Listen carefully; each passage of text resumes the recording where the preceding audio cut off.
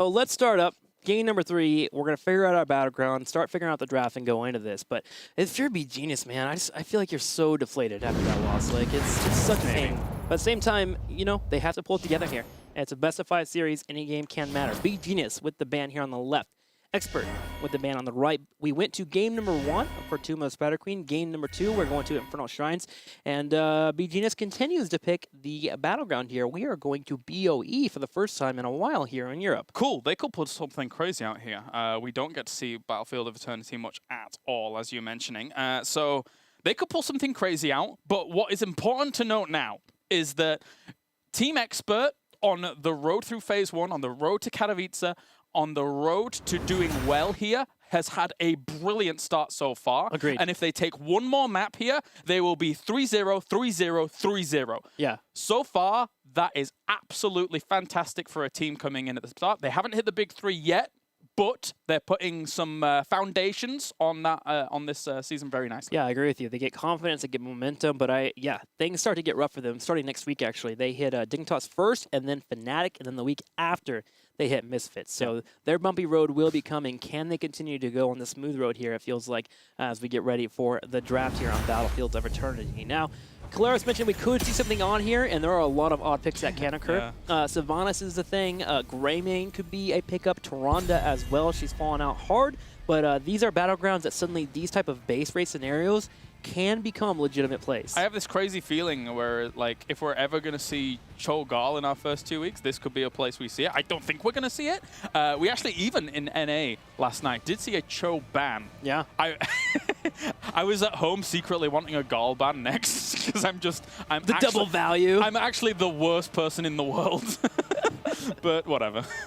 I'm going to do that next time I'm in Hero League. If I see a Cho'Gall ban, I'm going to ban Gall just for you. Even if I'm on the opposing team, just to have that synergy, you know? I'll tune into that stream. Okay, perfect. Sounds good. So Team Expert will start off with their ban phase here, and I just want to watch their drafting unfold, man. It's so brilliant how they handle the Tassadar exchange in the last matchup, where they essentially pinned their opponents into a spot where they didn't get much Tassadar value. Tassadar actually has a loss now. Wow. In Europe. Yeah. Back off the back of Team Expert evaluating the threat of it and letting it through. So I think overall very clever by Team Expert and well executed. So this surely, well, actually, you know, oh God. If you're beGenius, what do you start thinking now, right? Like, this is the stuff that teams have to deal with constantly against Expert. We as casters get confused by it. Now suddenly you're thinking, what do I ban? Like, what? How do I hurt Expert? Yeah. Oh God, that's annoying. Do you ban it or not? Do you take something away like a?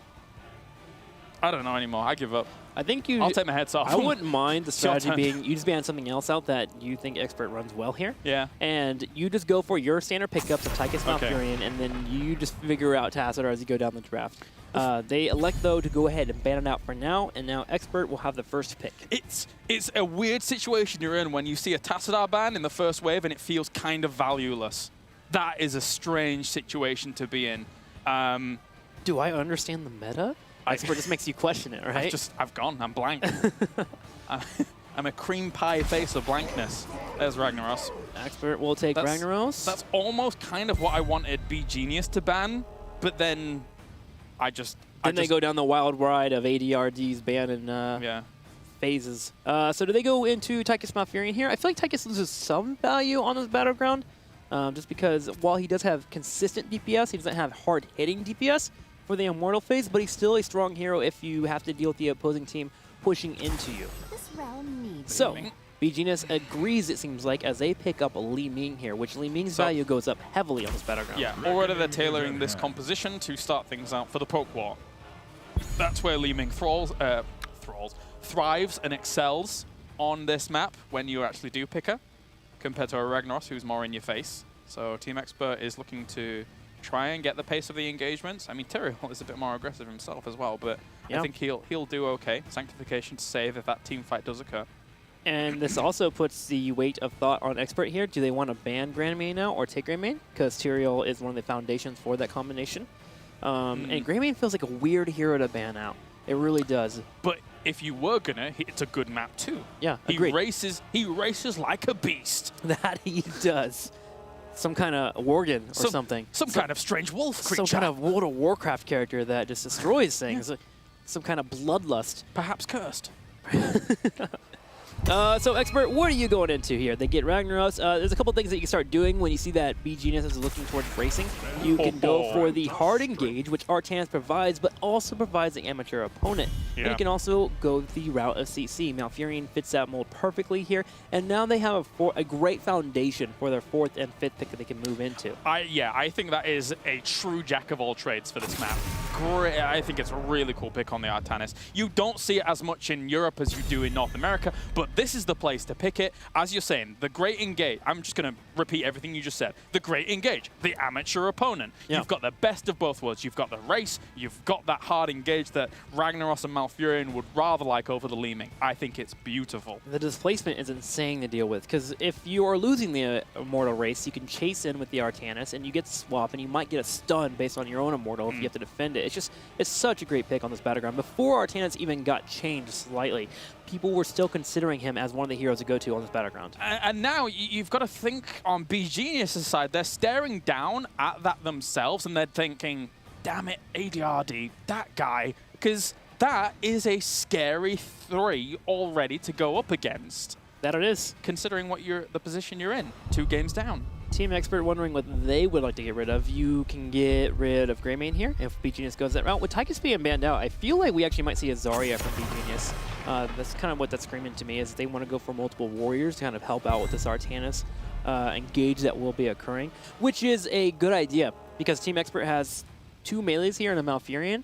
If you go down another warrior route and you have a Zarya, you have a Tyrael, you have Li Ming poke, you could theoretically waste time on the opposing team with multiple warriors and have Li Ming do poking, and then when fight occurs, you can break it out heavily with her going in with the Calamity build. So we'll see what BOE is going to be getting here from beGenius, as their 3rd and 4th pick is definitely very important and a huge indicator of what they would like to try and do. Yeah, I think I still like the Greymane. I still think that's cool. Then there will be, and Karazim. Okay. Cool. Karazim, solid. Iron Fist, great early game. So it's kind of cool because I think Karazim has 2 builds on this map. I feel like it's not getting picked up in competitive yet, but I feel like the Iron Fist build is fantastic for helping race the Immortal race. What's cool here is you can put Greymane on the Immortal by himself, or you can put Karazim on the Immortal by himself and have the other 4 defend. Yes, his Iron Fist is actually insane with the ability to pop his E, you start chaining it down. The Iron Fist is so strong. I also think that Insight build can be relatively powerful on this battleground. It is a bit selfish, though. You have to not be in the fights until you get that Insight quest finished off, but then you have cooldowns in the mid-game to where you're popping out so many heals if you're getting your punches on a hero like Artanis that will be in the middle of the fight, that your team literally cannot be killed off unless they get rid of the Karazim first. All right, what does Team Expo go for? 2 choices left. This is interesting. I actually don't know. I gave up on predicting Team Expert. I actually like Arthas a lot with Artanis. I think I like Zarya with Artanis as well. You want someone that can help bolster that push. They pick up Anub'arak and Medivh. Oh god, here we go. Okay. All right. I see you. I need to watch it unfold, but I see you, Team Expert. 5th pick here. I need another warrior or another support. But I can't figure out which support would be the one that jumps out to me. Rhaegar would be my first choice, but it's been banned out. Uther could work, but that's a scary thought. I think I'd rather go down the tank route. Yeah, and I would move into Murden. ETC's been banned out. Yeah, I'd move into Murden then. Just be able to handle that Artanis. But also with the Anub'arak being there, you also have the chance to go for Skullcracker Executioner, and you can kind of deal with Anub'arak too. There's that. I keep coming back to it for beGenius, but I kind of like Johanna again. I like the idea of having a bit of shield glare as a blind against a lot of that auto attack. Yeah, I like Johanna and I like Arthas too, also. There's 3 warriors that stand out for me. I just want to know what beGenius goes for. Karazim, if he goes damage build, will start to hurt in the mid game. Wow, they go for Falstad? Solo Tyrael at the front. See, I get no shields. I get the idea is like Artanis gets the engaged and he gets Mighty Gusted away, but to cover that, we have Expert on Medivh with, I'm going to say it, the best Medivh in Europe, who knows how to handle engages. He hits 13, he has the extra portal duration, and that Mighty Gust kind of becomes obsolete. So I see the idea behind it. I don't know if I like it. Yeah. I don't know. You still get the ability here if it comes down to a race scenario, and then both teams decide that they want to go defend. You can peel Falstad off and then come in with the fly-in. So the global is helpful, but it gets negated with this being a 2-lane map. I just look it over at Expert here, and because that last pick Falstad, Yeah. I think they have the upper hand, even though it kind of threw me off a little bit. I'm still pretty critical of solo Tyraels that aren't in the compositions of the big three. Like, we've seen Misfits run it in one of their series, but that's because, well, one, they're Misfits, and two, they had Tassadar for shields to help out. Fnatic ran it in their previous series that we just watched in the last game, and it was, again, it was, you know, Fnatic going up against Synergy, which was, you know, probably just going to be very much so heavily in favor of Fnatic anyway. So I am wary that this won't have the power that they want it to. We'll see how it shakes out. I do think there is some late game strength here for beGenius, so they do have the early game race potential. Yeah. And then if they go into late game, they can make it work. We'll talk more about it though, because it looks like we are ready to move into game number 3 here. Can Expert finish it here with another 3-0? We'll find out now as we move into Battlefield of Eternity. beGenius taking on Team Expert. Alrighty, to the left-hand side in the blue, it is beGenius looking to recover themselves in this series, and they have taken it. They have picked map each time. I do like that strategy, trying to find a solution here to Team Expert. Yep, just not quite working out for them, but it is working out for the opposing team that is on the right side here. It's Team Expert in the red, and you mentioned it already. They have a 3-0, a 3-0, and potentially another 3-0 under the belt here, which is something to boast about. Yeah. That is actually insane here. At the highest level of play here in Europe, that they're going to be walking away at the start here in week number 2 with potentially a 9-0. And they've got their coveted Medivh. Again, you know, it's very hard to dispute that he is not the best Medivh in Europe right now, ADRD. So there is scary times ahead here for beGenius. I feel that with Greymane, with the fists, I maybe try and win the race. That might just be the way. Yep, we'll see if that happens here. As Poke will begin for our two teams here, Nick will be the one to keep an eye on, as he is going to be the main racer here for Team Expert, with the ability to work in that amateur opponent on the Immortal. So, well, his movement is going to be quite exciting to watch. Bad Benny does have a choice here with the Nubrak to be complete harassment. If he can hit his impales on the Greymane, he can slow down the siege potential of beGenius for a while. But they also have to remember Karazine here with that Iron Fist. One of the scary things is here for beGenius is if they do actually lose out on one of the Immortal fights, then in a similar vein to why I think Medivh is strong on Infernal Shrines, he's strong here as well. They can easily dive on through the wall while the Immortal is pushing on against it. They won't have the, you know, the companionship of the Immortal on the other side, but they will put pressure on and zone you out while you are trying to deal with the Immortal. So that could be scary as well here for beGenius. Yeah, they have a lot of dancing available on this team, I think is the way to put it. So here we go. Immortal spawning in the next 3 seconds. All right. Our teams have soaked as much experience as possible, and I want to see how this will unfold. Unstable already begins the Iron Fist damage on the Immortal. Yeah.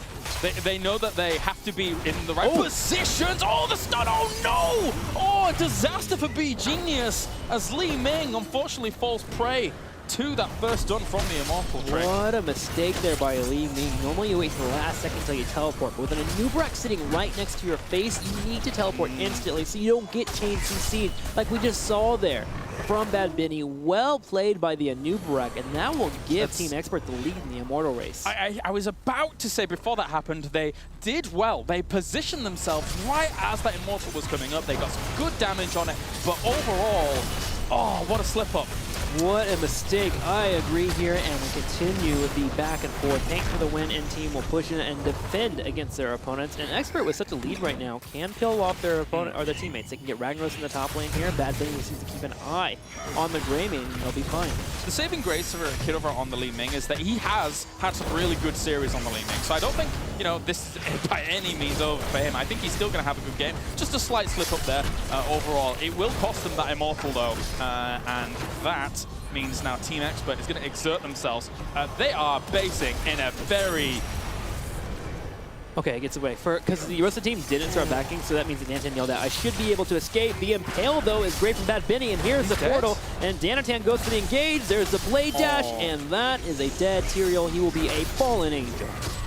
Basing there is so risky because of the fact that you know your opponents might just want to go and collect the health globes from that location. Yeah, tough times here for beGenius. Maybe after that second game, they are a little bit shaken. Yeah. And I wonder why. Oh. All right. Four-man push here in the bottom left here as all of Team Exit will push into the fort, continue the pressure. Kirwa on the right side starting to get the poke on the Bad Benny. He is low on HP. There is a force of will from Medivh and ADRD, and crew will just sneak away. There goes the Phase Prism, but slightly too late there from Nick. It will not connect with Kirwa. Ragnaros the entire time, though, has been soaking the wave, and Falsehead is forced to go deal with it. Off build as well to start things off for Leeming and Kira as well here, so he's really looking for that poke potential down the line. Not wanting to risk too much. This is going to be fought over for a moment. Bad Benny double arrows in there against Kira, but trying to zone him out. That's a great little force of will, soaking up a lot of the damage there from him, and they're going to bolt through that portal for the moment here. beGenius almost losing unstable. Bad Benny trying to keep himself alive on the left-hand side. That's going to be tank for the win. Going down on the right, though. And Bad Benny just tunneling away. The last second there, the Carapace saving him. Yeah. The hammering almost getting the Kira. I like the play there from Eric King, though, trying to make a play, but needs to be careful there, especially with Artanis floating around. That could have been deadly for the Falstad, but from the moment, I did enjoy the pressure. Now, Nick will start the camp here on the right. That amateur opponent really coming in to be helpful for clearing such waves. Bad Benny will be here for the assist, and so far, 3 kills in the favor of Team Expert, and they are showing the lead here with about a half-level lead. Yeah, a little fight down there, to be honest with you. On Falstad's side with the mage stand, with the fact that he's going to be gathering himself some shields at level 4. I like that Arakine's doing that. They know that portal plays are going to be a big issue here. And anything that you can do to keep yourself alive for just that little bit longer against Team Expert, I think is going to pay dividends. We do have Nick getting the slow on his Phase Prism here for level 7. I will say that on this map, I really do prefer follow-through. Just that extra damage for burst, especially because he's so melee heavy. This comp is in general. So having extra damage could have been a good pickup, but they elect to go for the slow. I feel like if you get the swap against this comp, you're probably already winning the team fight anyways. Kirwa does get locked down, though, and that will be the engage. There's a hammer from Blade, and that was an instant deadly Ming. And that comes at just the wrong time once again, unfortunately, here for Kira, as they're just going to start to put pressure, good pressure, on towards this Immortal. And now with ADRD there, it's even difficult to tank for the win, as well as, who's that in the middle there? It's unstable. To be that far forwards, because Portal players could easily start rivaling the positions behind that Immortal. So, yeah. Difficult. Yeah, Li Ming actually was probably the worst one to lose there, because Li Ming is the only one that opens up fights with the poke that she has for the team, for Greymane to go in. Greymane can't do anything there. He can work in some auto attacks, but all that requires is the opposing team to walk away, get the inner beast wasted, and then you go back in for the fight. So yeah, Li Ming getting picked off was definitely very deadly there, as Team Expert takes a slight chunk on that Immortal phase. Ragnaros went to the bottom lane to continue soaking experience, and Expert still in the lead as they are moving towards level 10. Yeah, Expert has no rush here with this Immortal phase currently, because they know they're closer to that 10, as you mentioned. Kirva swapped again! Oh, manages to get away from the burrow! Bad Benny showing up here like a shark, killing off Li Ming, and there is another pick-off. Dude, Kirwa is having a bad day right now in this match. He picked Calamity too, which means there will be more dives for sure as we go throughout this game. All right, so Danatan just throws Zelda into Might forward to see what is going on the other side. We will see Arakeen and Blade towards the top. Arakeen having to soak something. Best hero to do it for them, considering he can just fly to reinforce an engagement. But 10's about to pop. Trick. That it is. And DRD and crew now hit level 10. So we have Locust Swarm, we have Twilight Dream, Medivh holding on to his heroics. Certainly going to be Leyline Seal, and actually there it is. Sulfurious Smash and Suppression Pulse for Artanis to help out with that base race scenario. If they're ever at even footing, they can Suppression Pulse to Greymane and be good to go. And now they've got to be super careful. Medivh's there. Could easily throw a portal. They're going to give it. It's a full 20,000 health left on that Immortal. It is a full shield, full health Immortal. They're going to lose both forts from this. Like, that the is one... disgusting. Yeah. This it's snowballing out of control at this point. beGenius needs to make a move soon here. Yes. You have a slight yielding cocktail build with an auto-attack build from Greymane, so they can do a solid job of clearing this up, but they have to break through that shield and not get swapped. Take for the win will dodge the swap here from Nick, but the root goes off. Ghost. Here is the Eric King. They're going in for it. The portal is down. The Sanctification to stop it from occurring here as the engagement goes in once again, but Eric King in the back right corner. And now Team Expert, with all the heroics down, decides to engage. There is a swap for Roni. Danatan in trouble. Here's a burrow charge. Unstable will get the escape, but 2 members down from beGenius. And looking for more here. That Immortal's still at full health. All the shields have dissipated now after getting that fort. So they lost bottom fort just naturally because it was so low. Blade did well down there, pushed that out, and now they're looking even for keep. ADRD and this team in Team Expert here. Great standout players from Bad Benny. Nick has got the swaps all game long. Expert once again putting on a clinic. They could take a keep here at 9 minutes in. Now everyone from beGenius has spawned. Remember, this is a low amount of time for people to start dying. So, we're getting resets now. Okay, yeah, beGenius going in. Can they save their keep? They did save the keep. It's about a quarter of health. Eric King goes for the fly, though, charging in, looking for more here. With no Anubrak on the field, there is no major peel available, and no one to take that damage from Kirwa. So Kirwa is looking for more. There's a teleport, though. ADRD will guide his Artanis away. Tank for the win, though, does dive in. Suppression Pulse has been popped. Where is the kill here? Kirwa's looking for it. There goes the Calamity, but the portal's here in time. Blade goes for the exchange back, but does miss a Sophia smash. The retreat out was just so well executed there overall. As now Master's Touch is done for ADRD, who can even barely be surprised. As the swap comes in there towards Danatan, it might be Tyrael, but he's still not exactly the most protected warrior of all time. Not exactly the most health either. Looking for a stun towards Araki, do not get it. Bad Benny, though, still leading the charge. 13 against 12 currently. Nick has picked up Gravitational Vortex, and I want to say this is the Artanis play that I've been looking for in Europe the last couple of weeks. Finally, someone to show me how it's done here. He's working in these auto attacks. He's also going for the swaps, but he's picking these talents that allow for his team to snowball a fight if he gets a pick. And it was a smart pick. Let's just talk about this fight for a moment. That's a great sanctification here. They should be able to steal this away. Expert has to move away from that position. Leyline Seal, do they follow it up with an attack? No, doesn't look like it. They just want to escape out. Good escape out there, considering the damage that was put on and that wave of force. Yoni Cocktail doing a lot of damage here. Here comes Eric, though. The hammering will be available. Can he land it? He does hit. Curse himself. Fierce smash, so connects with Falstad, and Falstad says, nope, I don't want to fight anymore. Will roll away, and now beGenius is going to escape with nothing in terms of kills. So that, again, here for HGC Europe, there was finesse in the Artanis pick. We talked about it. You know, the fact that it solves so many problems for them halfway down the draft with the swaps, with the hard engage that they needed against a poke composition, with the fact that amateur opponent lends itself so nicely to the battlefield of eternity mentality. So I think it fit the comp really well. I don't think Artanis is an all-comp solution like currently we're seeing in Careful treading on my bay.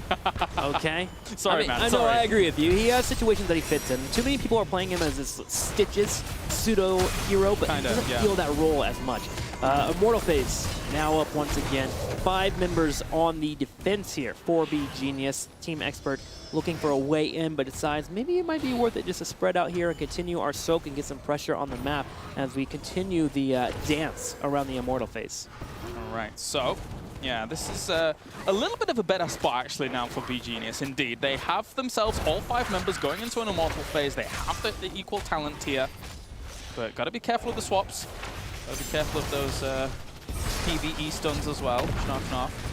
beGenius hitting 13, makes a move on the Immortal. Bad Benny is here to help defend. The rest of Team Expert now start to show up, but the Immortal is getting burned down pretty quickly, actually. Erikine, though, in trouble. There goes the Mighty Gust. Suppression Pulse comes out. There is a teleport. ADRD goes for the Leyline Seal. Will connect with 2 members in the back right. Saphira smash timing, but the 7-sided strike will save Unstable. There's a Twilight Dream. Yeah, and they could follow this up for more kills here. That's going to be a good little dash there forwards for Nick. Greymane will end up falling. The rest of the beGenius lineup in disarray. They fall back. They're also low. And that's probably going to be an Immortal going over to Team Expert once again. Oh, the Forcible at the last second here to keep Kirsten alive. And yes, that will definitely be Immortal, but more. We're going to get the Keep, too, at the same time as 2 members head towards the Keep, and Artanis is soloing the Immortal back home. Yeah, so all Keeps are dead at this point. This Immortal should be able to get Keep at the bottom. and now Team Expert is just, they're all over it. I don't know how beGenius is going to be able to recover from this spot, considering how well Team Expert has executed these fights.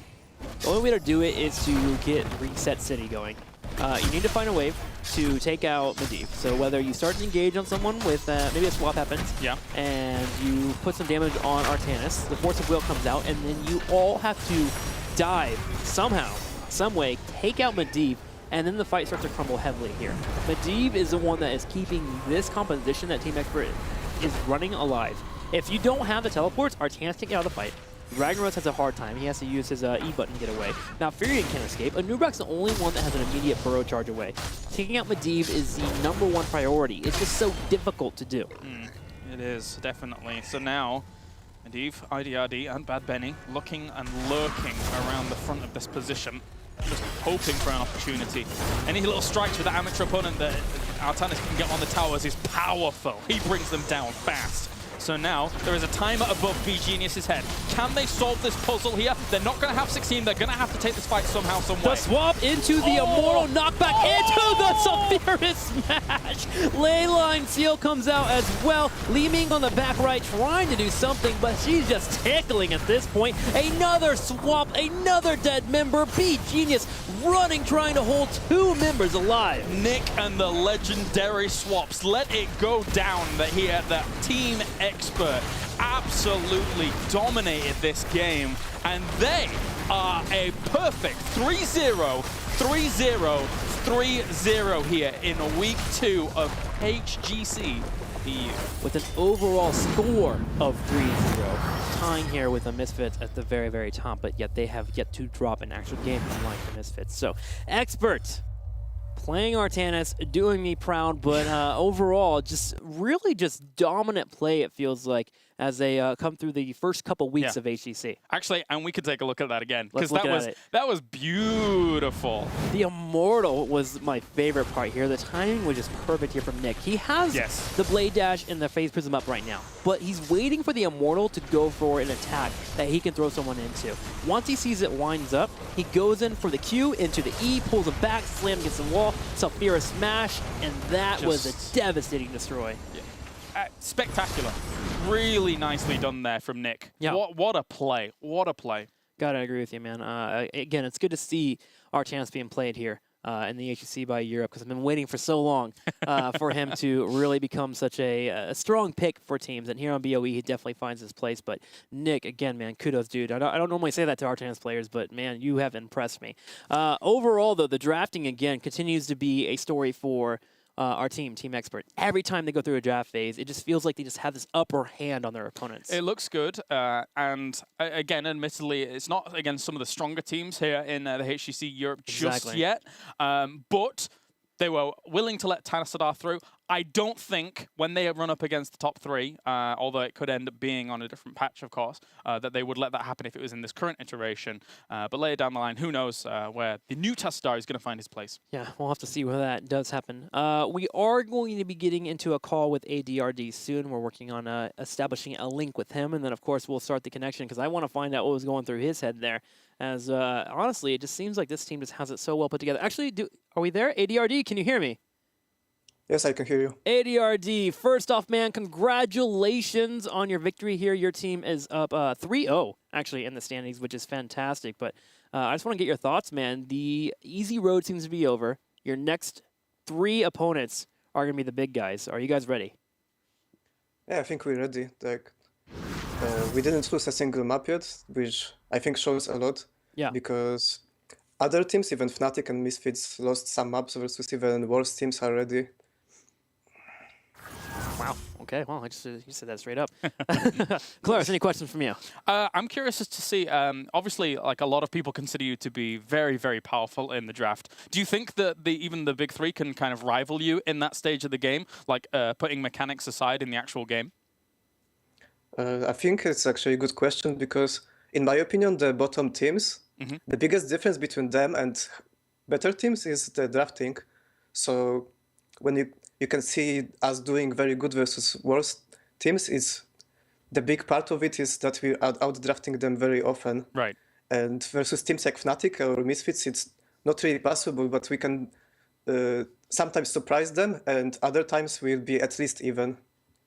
Okay, okay. Well, ADRD, next week you do go against what would consider be the top 3. Dignitas is your first stop.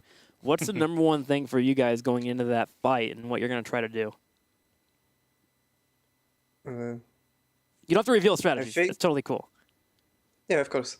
I think we just try to prepare some maps, like at least one or two strategies that will be surprising for them, and they'll be not prepared for that. Right. But I think we can even take games from them when we play our standard game. But it might be standard for us, but it's not necessarily standard for other teams, as you can see from what our drafts usually.